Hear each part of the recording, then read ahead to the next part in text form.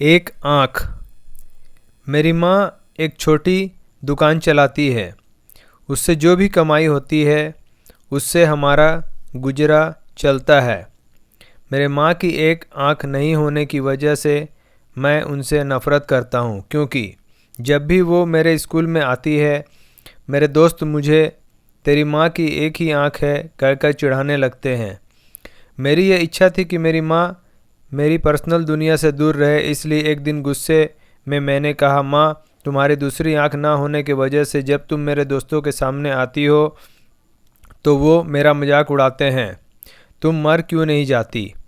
उस समय मुझे थोड़ा बुरा महसूस होने लगा था, लेकिन दूसरी ओर मैं खुश भी था, क्योंकि हर समय मैं जो कहना चाहता था वह मैंने आज कह दिया था। लेकिन ये सब सुनने के बाद मेरी माँ ने मुझे कुछ नहीं कहा और मुझे भी नहीं लगता कि मैंने उससे कुछ इतना बुरा और दुख देने वाली बात कही हो। मैं इस गरीबी से और मेरी माँ से दूर कहीं जाना चाहता था। तभी से मैंने बहुत पढ़ाई की। मैंने अपनी माँ को भी छोड़ दिया और पढ़ने के लिए दूसरे शहर आया और वहाँ के यूनिवर्सिटी में मुझे एडमिशन भी मिल गया। इसके कुछ सालों बाद वहीं मैंने शादी कर ली। मैंने खुद का घर भी खरीद लिया था। फिर मेरे बच्चे भी हो गए थे। अब मैं खुशी से एक सफल इंसान की तरह जी रहा था। मुझे यह ज़िंदगी बहुत पसंद थी। दिन ब दिन यह खुशी बढ़ती ही जा रही थी, लेकिन एक दिन अचानक मेरी माँ को मैंने अपने दरवाजे पर देखा। तब सभी मुझसे पूछने लगे कि यह कौन है, तो मुझे कहना पड़ा कि यह मेरी माँ है। तब मुझे ऐसा लगा जैसे मेरी सारी खुशियाँ आकाश से नीचे गिर गई हों।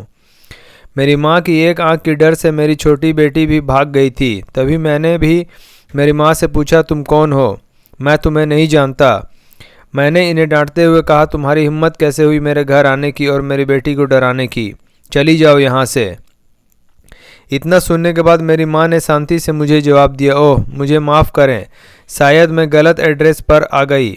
और वह चली गई। मैंने भगवान का शुक्रिया अदा किया कि उन्होंने मुझे नहीं पहचाना। अब मैं शांत महसूस कर रहा था और मैंने अपने आप से कहा कि अब मैं अपनी पुरानी ज़िंदगी के बारे में कभी सोचना भी नहीं चाहता। कई दिन खुशी से बीतने के बाद एक दिन मेरे पुराने स्कूल का लेटर मेरे घर आया। मैंने अपनी पत्नी से झूठ कहा कि मैं बिजनेस ट्रिप पर जा रहा हूँ। मेरे पुराने स्कूल को चला गया। उसके बाद मैं अपने पुराने घर में गया। मैंने वहाँ पाया कि मेरी माँ ठंडी फर्श पर गिरी हुई थी। ये सब देखने के बाद भी मेरी आंखों से एक आंसू तक नहीं निकला। उनके हाथों में कागज़ का एक टुकड़ा था। शायद वह मेरे लिए कोई पत्र ही था।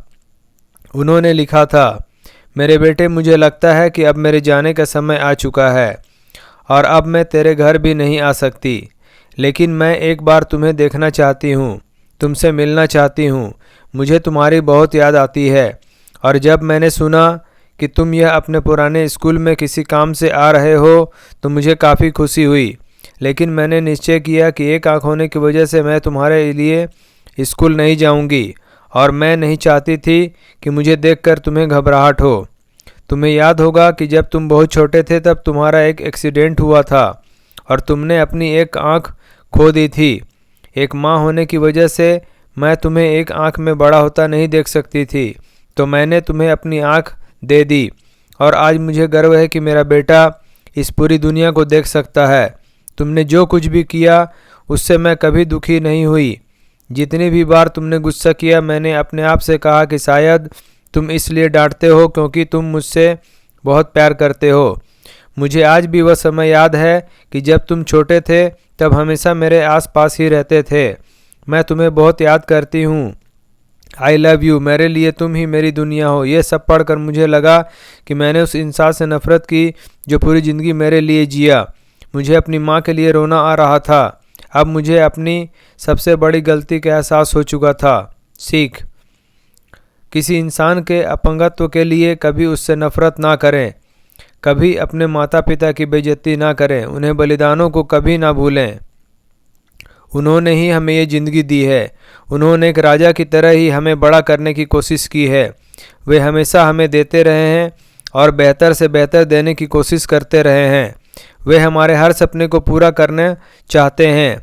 वे हमेशा हमें सही रास्ता दिखाकर प्रेरित करते हैं। बच्चों के लिए माता पिता अपनी खुशियों का बलिदान देते हैं और बच्चों की सभी गलतियों को माफ़ करते हैं। हमें हमेशा उनका सम्मान करना चाहिए और उन्हें प्यार देना चाहिए। दोस्तों, आपको हमारा वीडियो पसंद आया हो तो लाइक करें, शेयर करें, सब्सक्राइब करें। धन्यवाद।